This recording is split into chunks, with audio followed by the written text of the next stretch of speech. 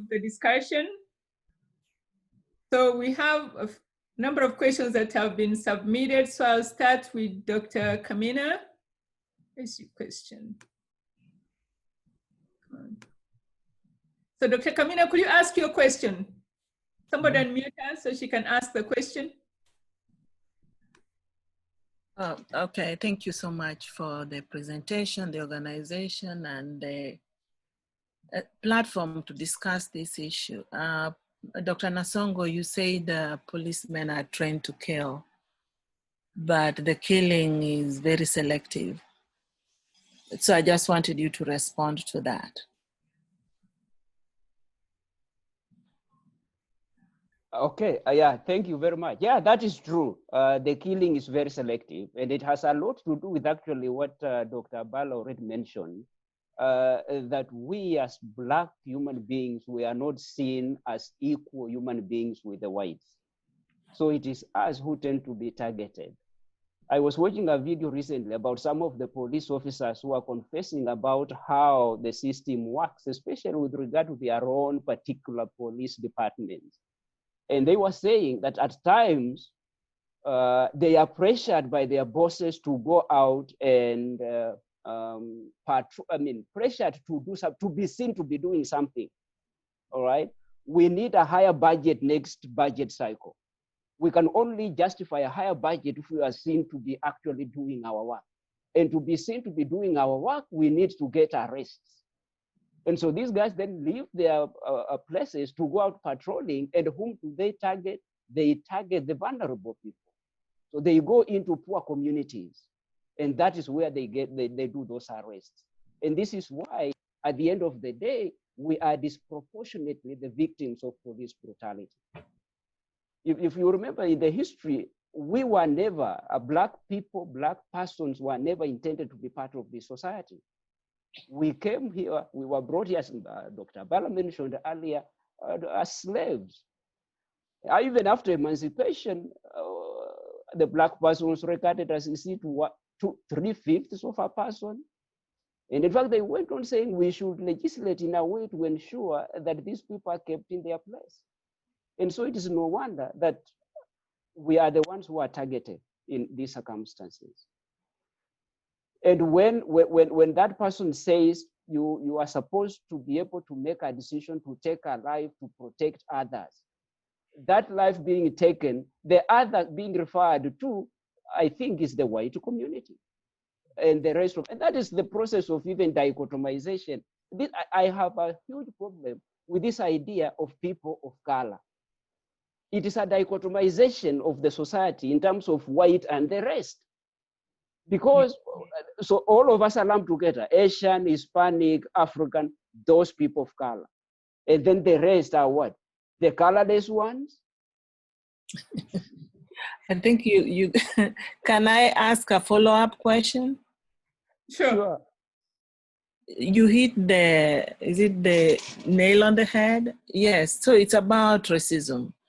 And my follow-up question regards that.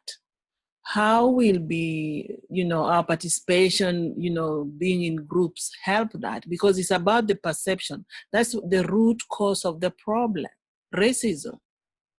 So how do we unpack that and break that collectively as Black people? How do we deal with it?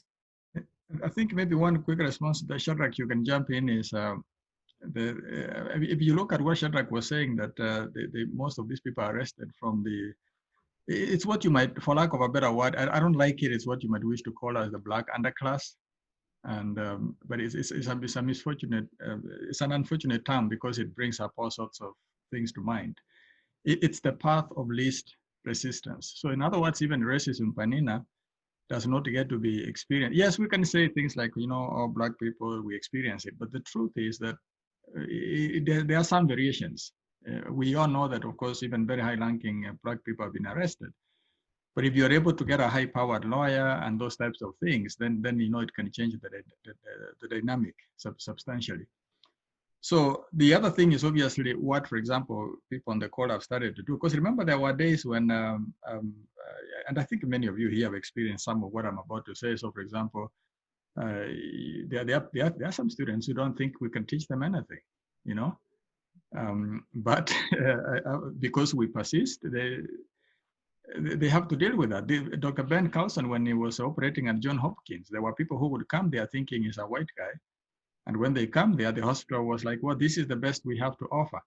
So in other words, some things, Penina, will have to be overcome by really demonstrating that what somebody believes, and I'm not suggesting that it's going to be easy, because this is a matter of the heart.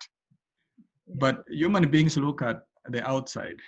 So if somebody says, oh, a woman cannot be a police officer, just to use a silly example, but then you're driving down the road, you find a lady police officer, then whatever you are believing is nonsense, because you're looking at the evidence in front of your eyes.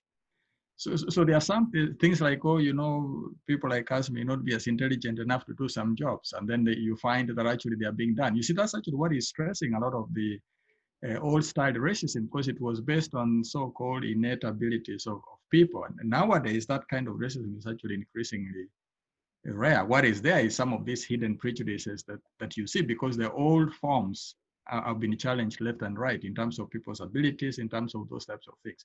So then what I'm getting at here, Penina, is that even you being a professor at where you are, believe it or not, there are people that actually have been changed because they were told people who look like this will never be like this. If they are female, even more or less so, that they can be professors, they can do those types of things. But you see, if you have taught a kid and he's looking at a real you in front of the class, then they have no option but to revise their assumptions to a degree. I'm not suggesting it will all go away, but that is one solution. And of course, there are many other solutions that we can talk about. But Shadrach, maybe.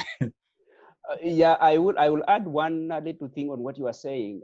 When I started teaching at my institution, it's a predominantly white institution. The first year I taught there, one of my students actually was so impressed that she decided she wanted to do her master's where I went to school at the University of Nairobi. And I ended up facilitating her registration at the University of Nairobi in political science. So she flew out there to do her graduate studies. But unfortunately, the day she arrived, classes were to begin, lecturers went on strike. It is another story altogether. But I would also mention, Penina, that with regard to issues of racism and what we can do about it, all we can do is what I think Dr. Otiso is saying. Otherwise, racism is on the part of the racists, and it is a learned thing. So unless we enter into the families of the people who perpetuate the same duty, unless children are taught about it and socialized into racism, they are never racist. And for me, in fact, I normally have a problem in our institutions of higher learning. I have voiced this before, that on issues of diversity and inclusivity and so on, you always find that when you have a problem, they are charging the same victims to be the ones to solve the problem. So you want to diversify your institution, and you employ the Black person to be the one in charge of diversity and inclusion, fighting against the system. It should take the converted people from the dominant group to do that. And that is upon them. And so it's a difficult thing, but we can do what well, can yes. I can add one thing to there, because I think when I'm listening to Professor Tiso and Asongo speak, I'm thinking that we are skirting over the issue in the sense that we actually need to consider two significant issues when it comes to race. We do have individual racism where we can be able to say, yes, we can talk about making people who are old, who grew up and socialized to look at someone who is Black and assume the person who is Black does not have a mind, inferior, and is depersonalized. So we have to change that. But beyond that, the thing that I think is even much harder to be able to overcome and to maybe come to a position where we can be able to say we are equal, we have to also consider institutional racism, which I think to me is far much more difficult to kind of overcome than even just saying I can change one person and have that person be able to see me. Now, recently, 2 days ago, I was talking to my neighbor who happens to be white, and she went on to kind of tell me, you know, you are my friend, and I actually don't see you, I don't see your color, you know, I don't see race whatsoever. And that to her, it was one way of her telling me on an individual level, she's not racist. But to me, she was actually being racist. And I tried to tell her that if we can be able to educate other white people to know that if you tell me you are not seeing color, that connotes on a more personal level, you are not seeing me for who I am and still denying me my own identity. So we have to work with educating people to forego their individual racist views, but also work with institutions to be able to dismantle institutional racism, which tends to be much more subtle in all areas of our being, even if we are thinking about housing, schooling, admission, finding employment, where my name, if it's Kwatasha, someone would say, oh, that's a Black name, so I'm not giving her a job because she is a Black person. But I may never be able to know that I've been denied to get a position simply because of a name. So the issues run more deeper than just what we are touching on at this point. But actually, there's something you can add real quick, Imelda, but this excellence thing I was talking about at the individual level actually gives us the power to affect the institutions. Mm-hmm. Because, for example, you being at, all of us are at various universities, I'm sure every time you write a letter of reference to a kid to your institution, people pay attention. They will never pay attention if you are not a member of that institution. And also even what I was saying in terms of membership in these institutions and in policy-making organs, when you are in there and you see how rules are written and people are saying we are going to require people to social distance 6 feet. Remember, you're already talking of effective distancing for homeowners. You're not talking of effective, that simple rule, by the way, as we have come to find out, means that if you're in an apartment, you may not even be able to social distance. So then the question becomes, if you hear that kind of rule being passed and you are in the room, then you are in a position to speak up, because that actually is what becomes an institutional injustice by having a standard like, we need you to social distance this way. But somebody is saying that from their own experience and not realizing that some people live in apartments, for example. The other very quick last thing here is we need to increase the cost of some of these things, which is again why organization becomes important. Because remember, even at the individual level, individual racists, whether they are police or not, if you're in a position to sue them and you can actually make them pay, it actually affects behavior change. And remember, that's actually how the Southern Law Poverty Center actually dismantled the Ku Klux Klan, because they actually started getting judgment against the individual assets of the guy behind the hood. And they made racism very expensive. You're not gonna change people's hearts quickly, but you can legislate against the bad behavior of bad people. And the bottom line to me seems that we get organized, we get businesses, we increase the cost of racism. But I think we need also to educate ourselves seriously on what racism is. There are deep, deep things. As an educator, I've just taken that line of studying what that is, and there's so much to it. You know, you have to have a voice for them to listen to you. If they have that perception that you know nothing, you can suggest all those ideas and no one is implementing them. So yes, they can see you are teaching them. They'll be asking, how did you know these things?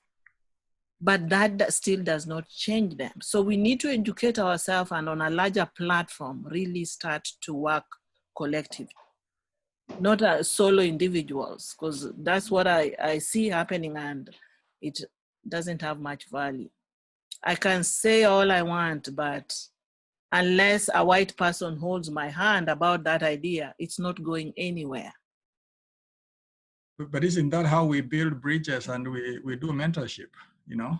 Yeah. Yeah, because some of that is actually how you get mentored. And of course, and I hear you, Penina, correctly. I mean, we have all had to have mentors and those types of things. but you're not going to talk about mentor until you put yourself in a position to even be mentored in the first place. And then, of course, remember at the individual level also how, I think maybe it's fair to say that even when we're looking at racism, let's also not forget that even as Black people, we might be capable of the same. The difference is that we may not have the power to actually use that to affect other people. And we just need to go to Africa and see what tribalism does, which actually in more ways than one has a lot of similarities, although I don't want to say that too much when Shadrach is here because he studies those things far more than me. But what I'm saying is that humans are very good at having prejudices, and when they have power, they actually put a lot of weight behind those prejudices. So, but still, maybe that's enough, I think. Thank you Thank so you, much. Dr. Camino, for stimulating such an interesting conversation there. So we have a question from Dr. Rotich. First, Dr. Rotich wanted you to know that the Kenyan guy that's in Tennessee is Holton Mainda. That's the commission of what? Gerono, you could talk about him and then ask your question. Dr. Rotich. You're mute. Yes, I'm okay. I was actually trying. There was a Kenyan guy who is the president of the Kenya Criminology Association. They have about 2,000 members. He's been trying to join in and he's having trouble. So I've been trying to communicate with him. But yeah, Dr. Otiso had asked the name of the guy, actually, Ogden Mandia. He was supposed to be our keynote speaker during the conference. So we hope that we can get him next year. But my question was, what conversation should we be having with our children? You know, my kids have been involved. They've been going to demonstrations, and you know, I had to have those conversations. And they were going with their friends. I made sure they went with their friends. Actually, they were here with their white friends, with their African American male friends. So they were actually going in as a group. But what kind of conversation should we be having with them? Because it's not just the Black male who are being impacted. But we're also seeing that our, you know, girls and, you know, Latinos, everybody is being impacted. Any minority is being impacted. What kind of conversation should we be having with these young people as they get out there to, even now they're still out there demonstrating? Yeah, Shadrach, you can go fast. That's. It is a difficult thing, but for me, this is what I tell my boy. My son is now in Boston. He is on his own. He is now this semester is working, and this is what I tell him that even when you go to demonstrate, be sure not to get too much into the faces of those police people. You can. When they are demonstrating peacefully, I have a peace of mind. But when things turn violent, I always tell him, and this is what I have been telling him over and over again since all these protests broke out, is to be very careful about how close they are to get to the police officers. To be very careful about what they are shouting about. To be very careful about being too close to those who may be breaking glass windows and things of that kind. So yes, go out and protest, but do it in a way that is peaceful, that will not get you into trouble. If you see that the protest is likely to get violent, there is no problem in retreating and going back home.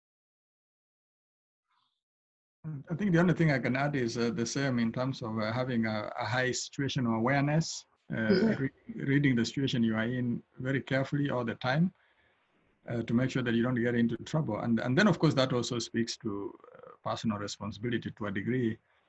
One of the reasons why I like that is, you know, there's a lot all of us here are not really in control of.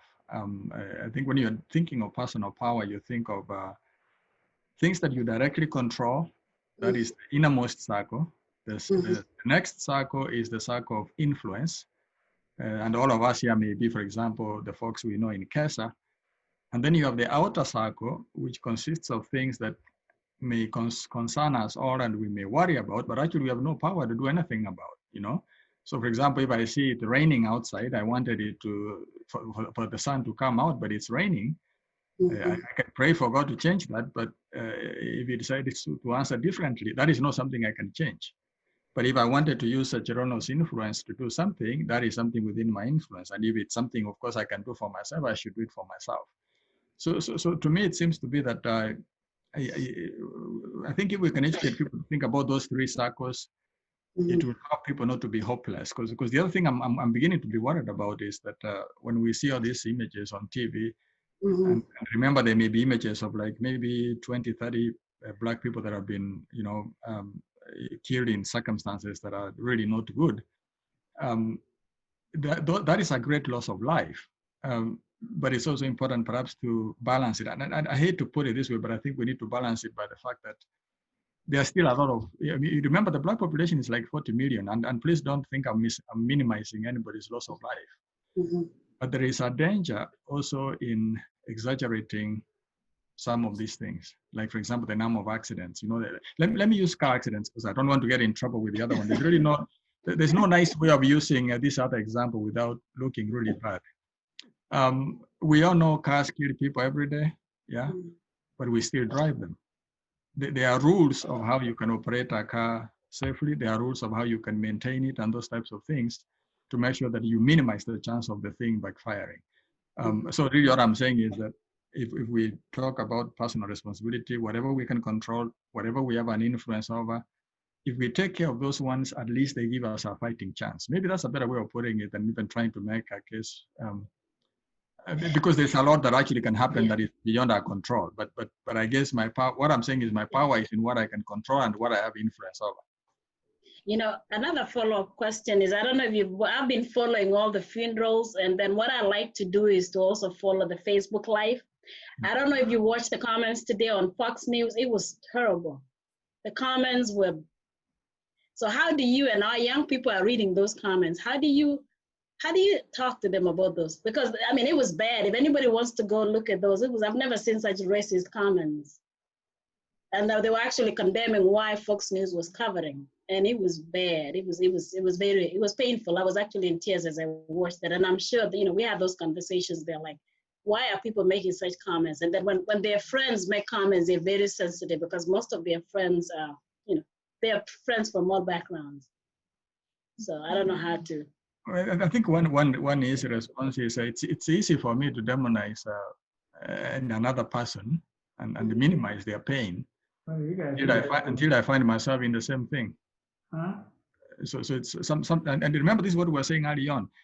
A lot of the people that watch Fox News do not think that people like us are people. So in other words, they have denied us of personhood. And remember, even some of these crimes are based on dehumanizing us to a degree to be able to actually do some of those things. Because remember, that if that cop knew he was actually killing a person, I'm very sure that he would have had a different response. And by the way he defined a person, we kind of know based on what he did to George Floyd. So there is a sense in which we also we can help people realize that one is how people dehumanize each other. Is there anything we can do about that? And can we educate them? Number two, all of us have been in cases where we have said, I will never do that. And then of course it happens to you and you find out you are no different in more ways than one. So I think for me, what I've come to realize is that, and even God is gracious in this sense that, if you live longer, you find out that everything you thought about being able to do, not to do at age 16. Actually, I tell my students that if you see somebody stealing because they are hungry, before you condemn them, put yourself in their shoes. Maybe we should put them in their shoes and see what you will do. Then we can actually tell who you are, because it's very easy to sit here and say, I shouldn't do that, we shouldn't do that. But the day we put you in that person's shoes and then we watch your behavior, that is actually when we'll be able to know what your character is like. So notice that again, to me, it's a matter of, I cannot control what other people think. I cannot control what other people say, all I can control is what do I say and what do I do. And not forgetting that actually we can change people by our own actions. Yeah, go ahead. Yeah, but one way that has been recommended by professionals in dealing with the circumstances in which we are is to actually avoid social media for some time. Because when you go to social media, all you are seeing are all these nasty things happening. And for me, I actually stopped watching Fox News Because why will I watch Fox News, which is just going to terrorize me and spoil my mood and spoil my happiness? Yeah. I am in control of that. I will not watch it. If I go on social media and all I'm seeing are videos of this and that that are going to impact me emotionally and spoil my day, why will I watch them? I will not. So sometimes it's good if our children are engaged in that. Sometimes it's good to advise them, keep off social media for a day, collect yourself, or focus on something else. Watch a movie, watch a play, read a novel, rather than sit and watch Fox News. Because if you sit and watch Fox News, you will be annoyed all the day.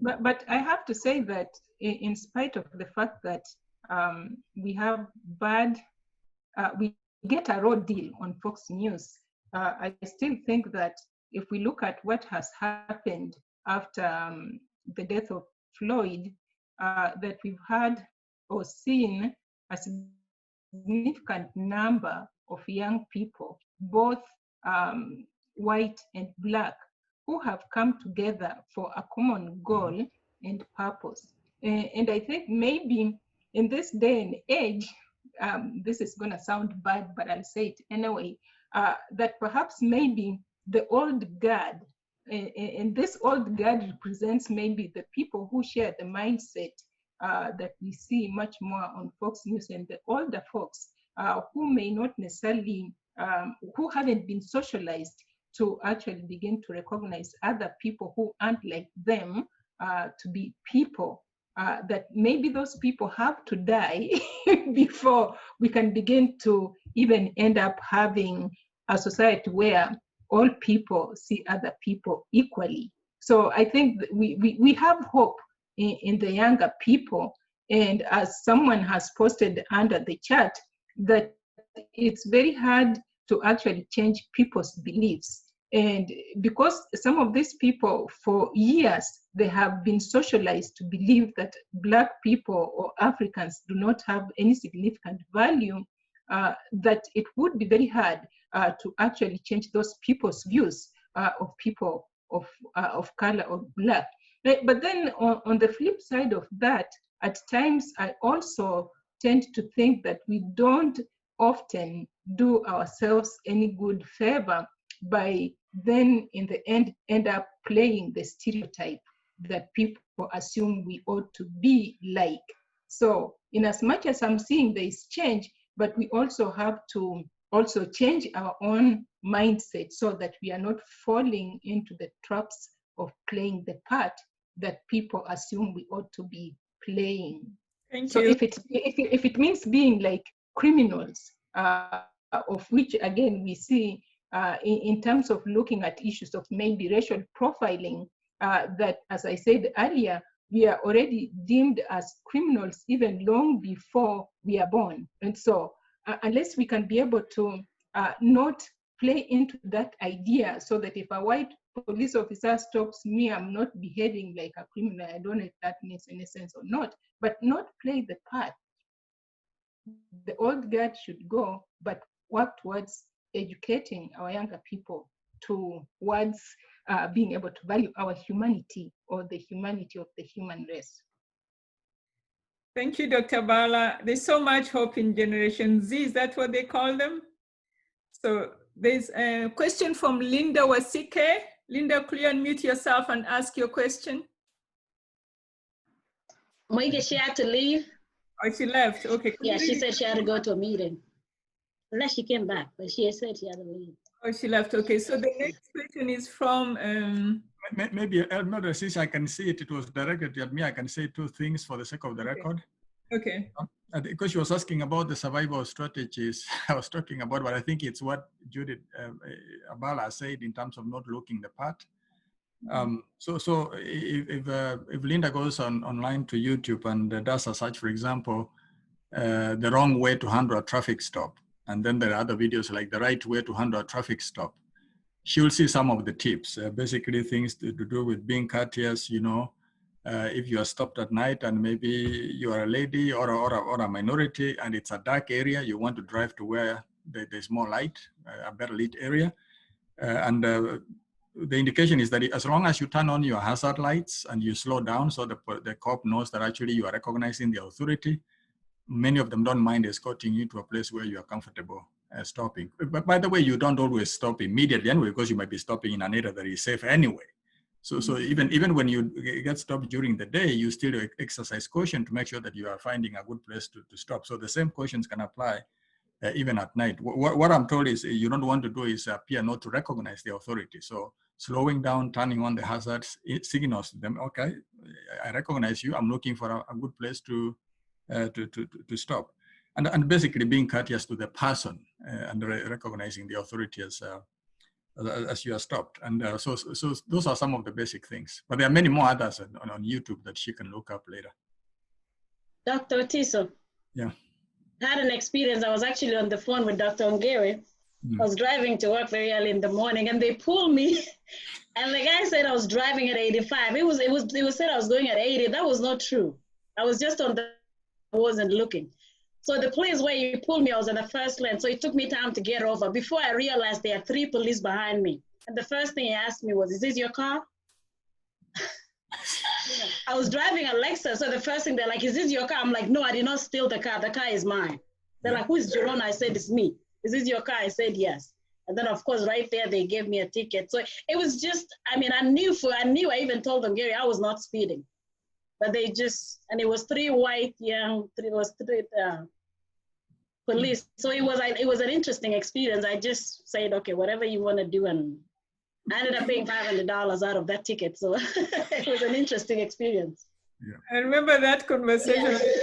Cut the phone, make sure you let me listen to whatever they're saying. Because you're so scared, you don't know what's going to happen to you.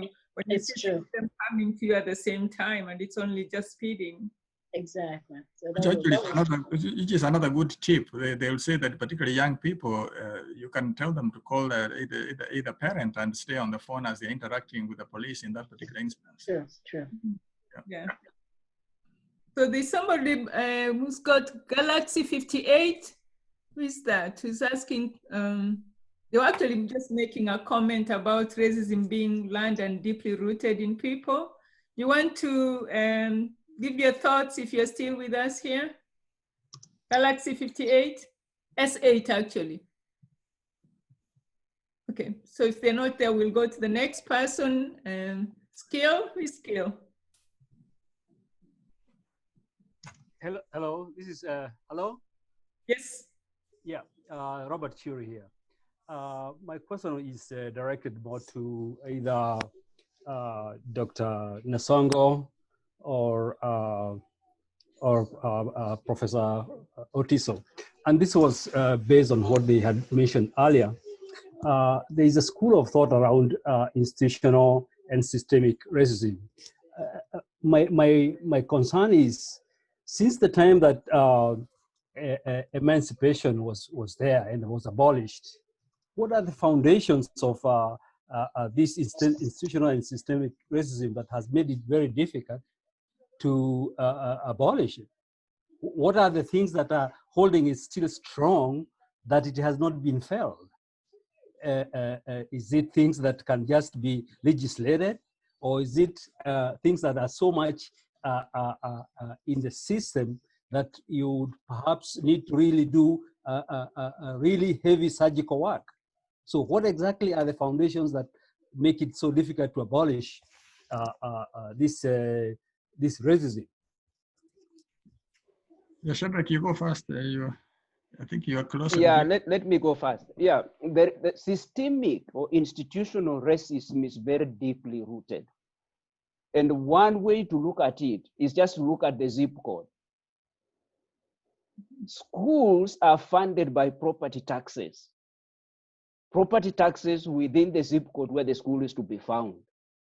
And so in minority communities, there isn't enough revenue generated to fund schools. That's why schools are poor. That is why nobody goes to college.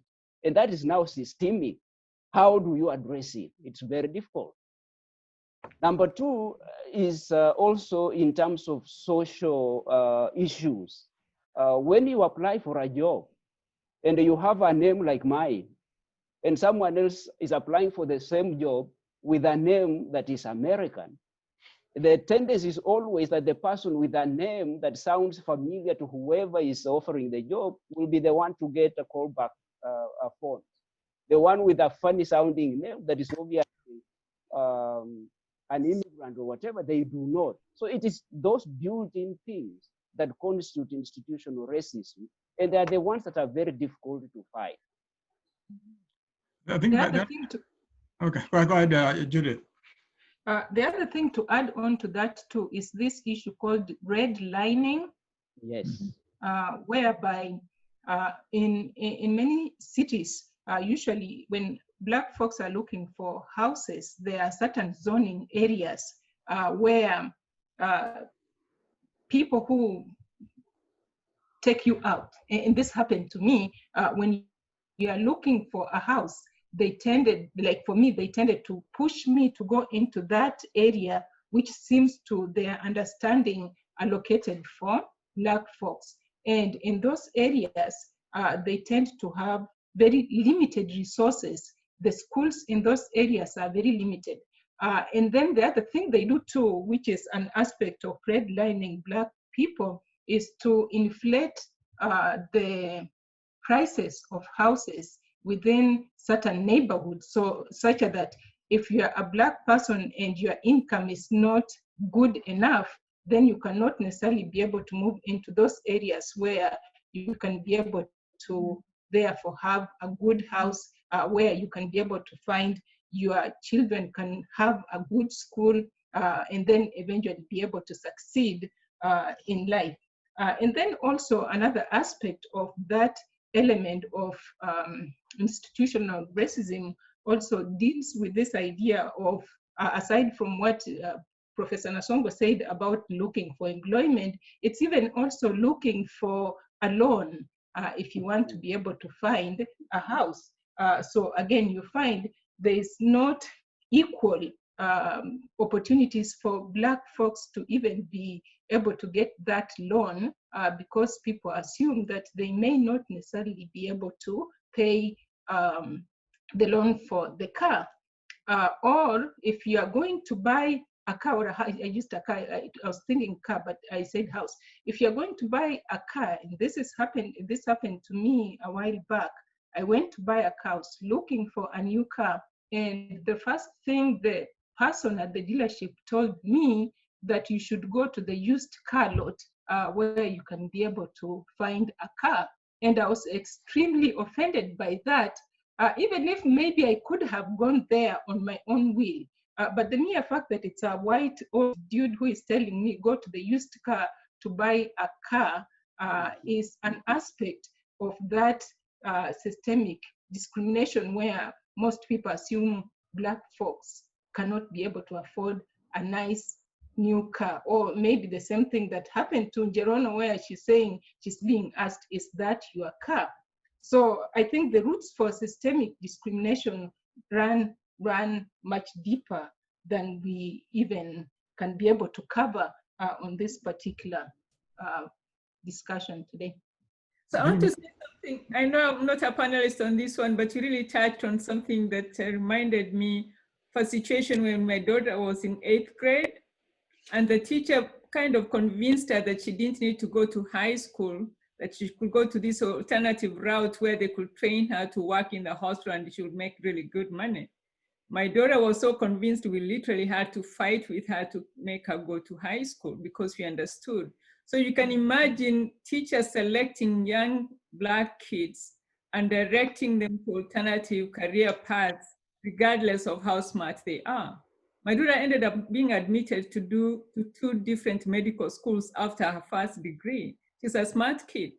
But had she had a parent who wasn't paying attention, her academic career could have just ended after middle school. She would not have even graduated high school.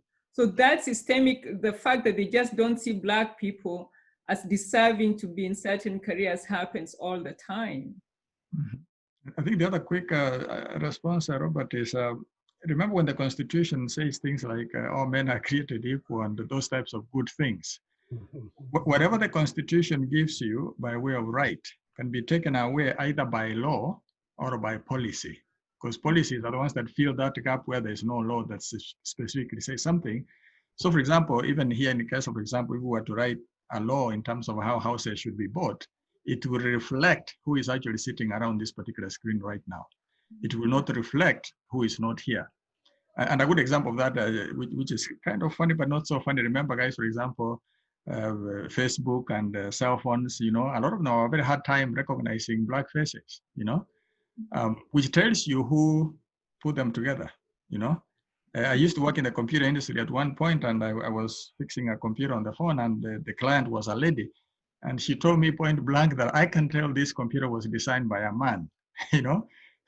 I was taken aback a little bit, but eventually when she told me why she thought what she thought, I had to agree with her.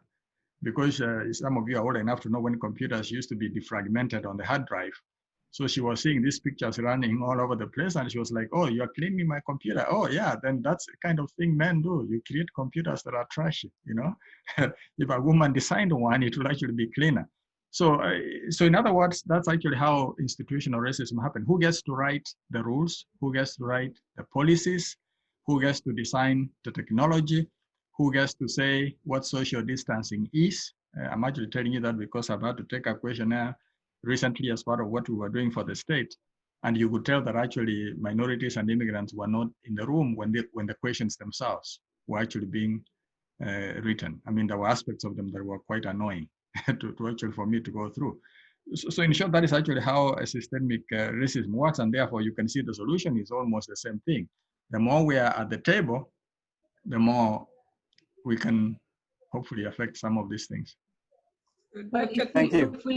If we touch on the preamble of the Constitution you just mentioned, that says all men are created equal, if we go back to history, that we'll actually be able to know that was not meant for all people. It was written by white men, and pretty much it only referred to white men. And in fact, in the early, I think 1919, when the women were able to get the right to vote, with the passage of the, is it the 13th Amendment, I believe, that we had women like Elizabeth Cady Stanton going out there and beginning to say, hey, this document does not represent us, and had to come up with their own version of the Declaration of Independence, which is called the Declaration of Sentiments, which is in a way where they try to change the language to allow it to be inclusive of women. So even when we try to use that document, we have to always bear in mind the historical import of it, that Black people are not being considered equal when that document was being written. Women were not being given, treated equal at that particular time until they were given the right to vote. I think it passed in 1920, right? For those who are historians. Yeah, and for Blacks, it was the 14th Amendment, I think 1868, 67, around that time. Mm-hmm. Yeah. But you know, the good thing is, I always say that the Constitution, even though we were not included, I think sometimes it's difficult not to see some element of providential, you know, work at hand, because you write something like that thinking you're excluding people, but you set the bar so high that actually the roots of its own downfall are embedded in the document. Yeah, and so for the women, when it says all men and women are created equal, and so in their document, in a place where they were talking about men, they changed and made it to be politically correct. And then towards the end, they actually come up with their own grievances, which were similar to the same ones that are included at the end of the declaration of that document. Yeah. We have one more question submitted by Dr. Koti. Dr. Koti? Hey, this is a long question, and I'm going to start by a story. When I became a department chair back in 2012, I had a lot of the people that were in the faculty were senior and older. And one of the guys from Southwest Ohio was very conservative, and he was a very good friend of mine. And one time he confided to me and he said, it is very difficult for me to tell my wife that you are my boss. My boss is a Black man. I look like a failure. And his dad was a professor, 3-star general. And he told me I couldn't face my dad to say my boss is a professor. And I said, what about if you don't say boss? You just say my colleague or something else. And he said, you don't know how difficult it is for me as a white male to face my family to say, all of a sudden I failed to be the boss of a Black person. It's tough. And it made me think from a white person's perspective, what happens when I'm not racist? What do I stand to lose to not be racist? And I can't help but see my students, my colleagues who report to me, my people that I report to, not struggle to nurture those attitudes. Now, that question asked, what I put on the chat here is, what is an appropriate approach to deal with colleagues who struggle like that? Wow. Shadrach, do you have an answer? That's a tough one. I think maybe I'll give it what I think perhaps may not be the most satisfactory answer, and then I'll let my colleagues chime in.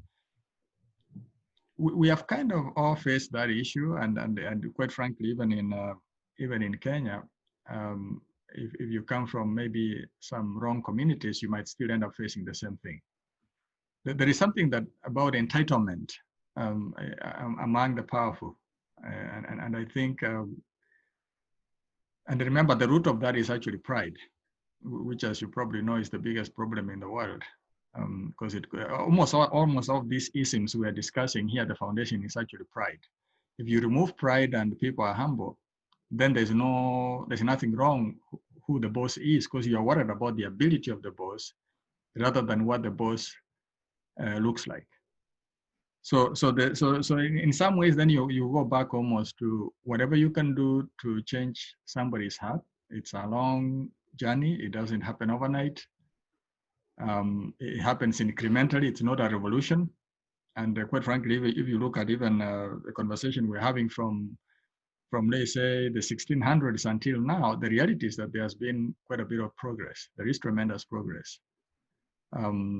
It's just that unfortunately, it doesn't always happen in a manner we're able to say progress has happened. It's almost like the aging process. You knew when you were 20 and now you are not, But whatever you can do basically to, I found I think it's used a lot of wisdom. There are situations where you can identify with the individual depending on who they are. There are situations you have to confront them. I don't think there's any one answer we can give you, but I think at the end of the day, the best response is be the best you, because at the end of the day, you can only be you, and that will help people. The other thing I wanted to mention before we start ending is let's not forget that there's also there's actually God in this process. Sometimes we forget, we think we are the ones doing everything here. Like, look at the timing of Floyd's death, and I'm not, of course, suggesting it's the work of God, but look at the timing. People are confined; they are not watching the NFL. They have no option but to see this horrible video over and over again. So the timing of it is actually not necessarily the work of humans, and for me, even that aspect perhaps gives me a lot of hope. At the end of the day, that's what changes people's hearts. I mean, we really, our responsibility is to do our best so that at least, I think, Judith, you did say something like we shouldn't leave the part that actually the negative stereotypes. Right. And I think if we do our best, it creates a platform that actually can lead to the change of hearts. But if we fail, then of course we reinforce the stereotype. But I also believe if someone is struggling and the person is coming out clearly and saying that he or she is struggling, to me, I think that's a positive way, because the person has opened a window whereby someone can actually be able to help. I think the harder one usually is where people or a person does not even give you a crack, let alone give you a window to kind of begin to interject some positive thinking. So for me, if someone tells me I'm really struggling with this thing, then I would say, hey, positively, let's go and have a cup of coffee and talk over it. Let me see how I can help. And I would say, just as much as a white person may be struggling to understand the dynamics of the, like us too, who are really grappling with the same issue. And again, as I said at the beginning, most of us had never experienced this monster before we came here. So we are also just ill-equipped to understand it. But for those who have grown with it and know it and deal with it, that's a different ballgame altogether. But I would have to open a crack for someone to come in and tell me, this is how I can help you navigate the way of the issue. I will add briefly that in that case, Dr. Koti, I think it's a very great opportunity then for you to even get closer to such an individual. Perhaps when you are making major decisions, seek for their opinion and be seen to be seeking them out to contribute whatever decisions you are making. It may make them feel very comfortable. But most importantly, I think is what my two co-panels have said, is to be as fair as you can be in whatever it is you are doing, to be at your best and execute your duties as efficiently as possible, so that at the end of the day, they do not come up and say, you see, we gave the chair to this Black person and look at what has become of the department. I was chair for 5 years, but fortunately in my department, it is very diverse. So we have a guy from Taiwan, a colleague from Turkey, there is an old man from Greece. So half the department is actually international. So I had a better mix of individuals than what we're talking about. But be your best and do the best you can as efficient as possible. And I think all will be well. But that is a very positive thing for one to come out and say that. The other quick thing is, share your own struggle in another area that is not necessarily that one, and how you navigated it. That's actually what I meant by identifying with the person at the same time, because if you identify with them in terms of, I also have a struggle here, or I had a struggle in this area, and this is how I navigated it. It also helps because at the very least you humanize their experience, you identify with their emotions, and it actually makes them teachable. Because remember, you can turn that around very easily. I mean, and I hope nobody is offended, but remember, people struggle to have female bosses, for example. So how do they negotiate that experience? So to me, find something that is safe for you, that you might say, I struggled in this area, but this is how I navigated it, and I think it helps. And of course, we all know by now we have a lot of great women bosses, and we have horrible men bosses. It's not about the gender, it's your ability. Mm-hmm. Mm-hmm. So there's one more question that's been submitted by Jocelyn Ngogo. Jocelyn, if you could unmute yourself and ask your question. Sure. Yeah. Hi, everyone. It looks like everybody knows each other, but today I posted earlier on my Facebook just my struggles as a Kenyan immigrant in I study police citizen relations and immigration, and I was like, I'm really struggling as a Kenyan immigrant to really assert my voice in this conversation. And somebody tagged me and told me, there's a cool thing going on tonight. You should really join this. So this, I want to say, is God sent. Thank you so much for doing this before I ask my question. So my question was that, so we all know that we've been struggling to fight for the unity of Kenyans, right? We're just 42 tribes, or maybe 43 or 44, whatever it is. We are struggling. I live in Massachusetts, where there's a lot of, like if you say you're coming from Lowell, everybody say, well, that town is just for a specific tribe. So Dr. I forgot the name, but he had mentioned about, organizing and getting together and basically enhancing our social capital. If we're struggling to do that back home, is there any hope that we can do it here in the United States? No, we can. Actually, whoever brought you into this group perhaps didn't mention that this is a group that has every reason not to be united, but actually is. We are fairly diverse, and one of the reasons we've been able to do it, among other things, is when you come into the US, you find out whatever ethnic community you are in Kenya does not matter. I think whoever is your brother here in the US, somebody who is closest to you here in the US, is actually more useful to you, even if they are from a different ethnic community, than a blood relative who is thousands of miles away. So it can be done. And I think the other thing I'll mention quickly is the longer more of us are realizing that we're here to stay, at least in the long term, the more it becomes easier to unite. And I think those are some of the basics. So when you do unity, we say don't try to think of unity as everything being similar. There's a better word I was looking for, but it escaped my mind. Because some people define unity, they think it's a similarity, it's everything is the same. There's no diversity. No, unity is actually agreeing to agree around the issues you can agree with. So for example, in the case of CASA, you can say we are all scholars. It doesn't matter where we come from, but at least we can agree that we are scholars. Then let's organize around a profession. Other people may organize around, for example, there's another group I know on WhatsApp that has organized around having kids with a certain number of learning disabilities. They come from all over Kenya, but here in the US, they have organized around that particular issue. So find the one common thing and organize around that. And I think as a Kenyan diaspora, we're becoming increasingly more and more united. I would also add that it should be quite easy actually to unite as Kenyans. The Kenyan community in Memphis, where I live, we are quite united in spite of the different ethnic backgrounds we come from. We have formed even a WhatsApp group called One Kenya, One Memphis, where we have more than 200 members. And we have an organization we call Friends Indeed, which has about 100 members of different backgrounds back in Kenya. But we always come together.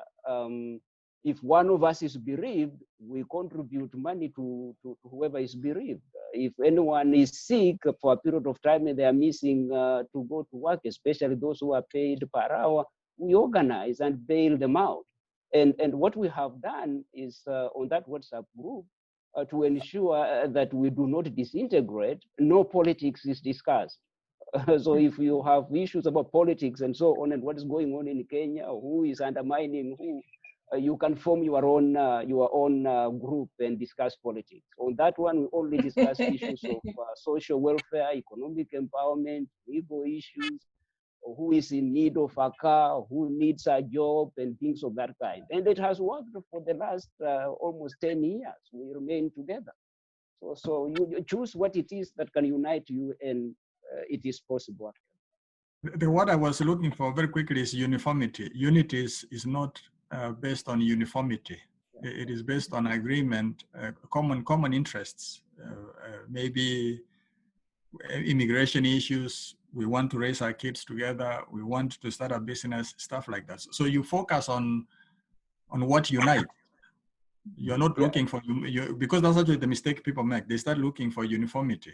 If you start looking for uniformity, then Kenyans will never unite. But if they unite on the basis of common interest, which by the way, even in the case of the US is actually what keeps the country united relatively well, then you'll actually succeed. We, for example, organize an annual, what we call the annual Kenyan Olympics. Yeah. And we do sports during summer, weekend in summer Olympics. And you should come attend one of these days. It's a great event. So I lived in Nebraska. I lived in Omaha, Nebraska before I moved to Massachusetts. And in Omaha, Nebraska, there were very few Kenyans. There was so much love. There was so much, like, I wasn't even referring to uniformity when I talked about unity. I was talking about just uniting for one cause. It was easier there. I feel like it's a little different where I am, because there's a lot of Kenyans, and you know, like you go to a place, you're like, oh, so what part of Kiambu? And that's just a random thing. It's more like, what clan specifically are you from? So that you know, because there's just too many of us that it now becomes very, very like segmented into the teeny things, and yeah. So, but I've seen Kenyans uniting like in other parts, but I guess like in a was different from, yeah. The other thing I will put that back to you as a challenge, call people to higher ideals. And because clans and those types of things are actually the lowest common denominator. If you think of the analogy of kids, there's no kid who thinks of, oh, I don't want to grow up. Everybody wants to say, oh, I can't wait to be an older person. So in other words, in fact, if it bothers you that in some ways say something about your purpose in that community, to call people to a higher level. And I do. Of organization. So you'll succeed. So maybe what we should change the question to, what are some of the lessons that other Kenyans have used to unite beyond, let's say, the ethnic community? And there are many questions of that nature. There are experts who can answer those questions. Thank you. Mm-hmm. So there's one last comment here about those who have more education and have been more successful to mentor others in the community. So the person who asked, you didn't write the name, if they're here and they want to say something before we have closing remarks.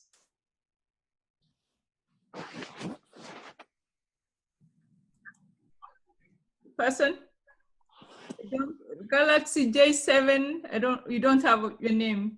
If you're still here.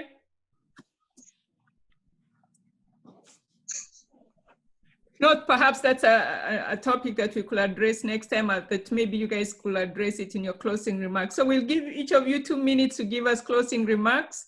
Then we go to our happy hour.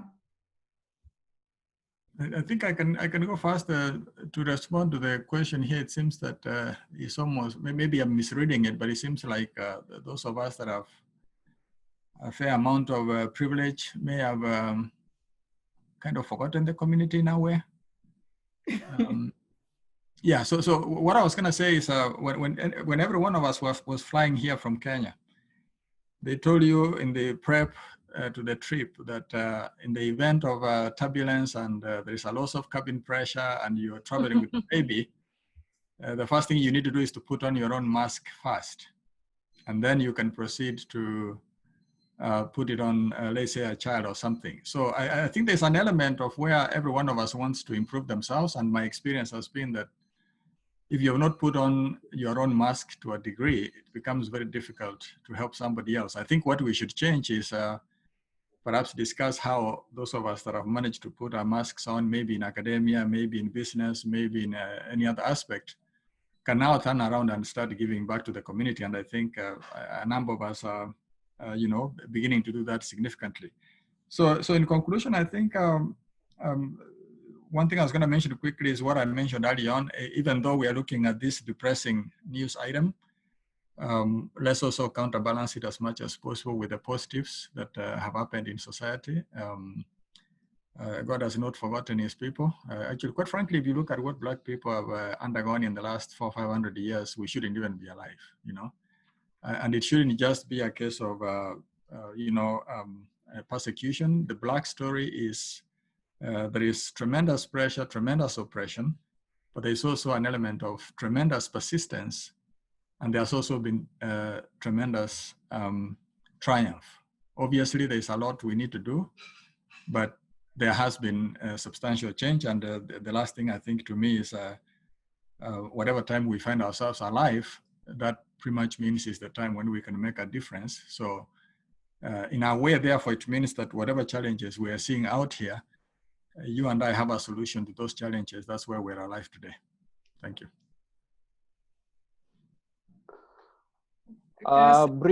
Sorry.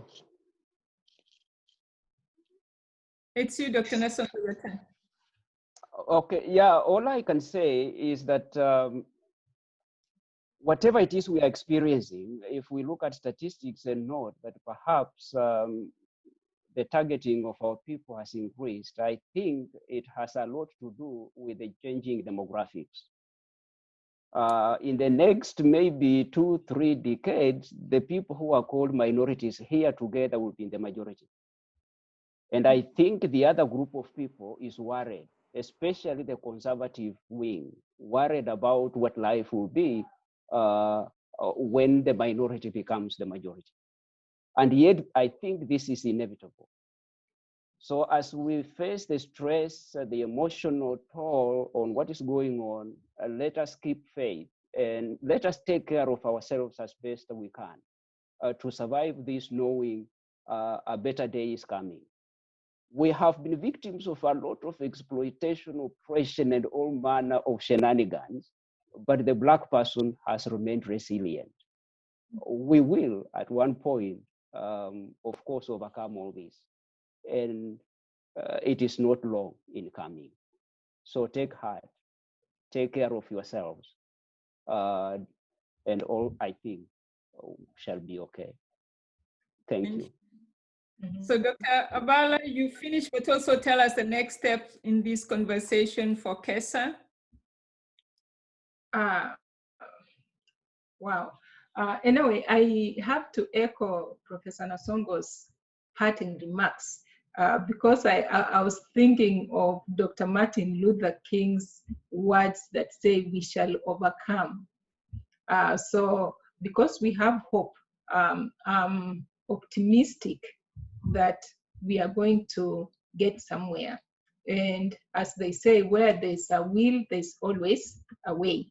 So that's all I can be able to say about what we have been discussing, because it's a heavy topic, but we just have to be resilient and hopeful that all will be well. So before everybody goes, I think if you visit our KESA website, you should be able to see that we posted a call for submission for papers, and we had a special edition coming up next, and that will be based on COVID. So if you have written something or done something, feel free to, oh, thank you very much. Is that Patrick who did that? Yeah. So we have a call for submissions coming up. The deadline is August 1st. And also we are planning to have another session for discussing this particular topic in upcoming, a different version of it in the upcoming week. So look out for our advertisement on that. Thank you. So thank you all for making this a very engaging discussion. We want to have 2 more sessions in quick succession where the topic is relevant and still in the news. So we already have sent invitations to another panel of speakers. Hopefully they'll be with us next week. So we'll communicate with you the topic and the speakers for that session. So when we send the flyer out, please share with your colleagues and let's continue to engage.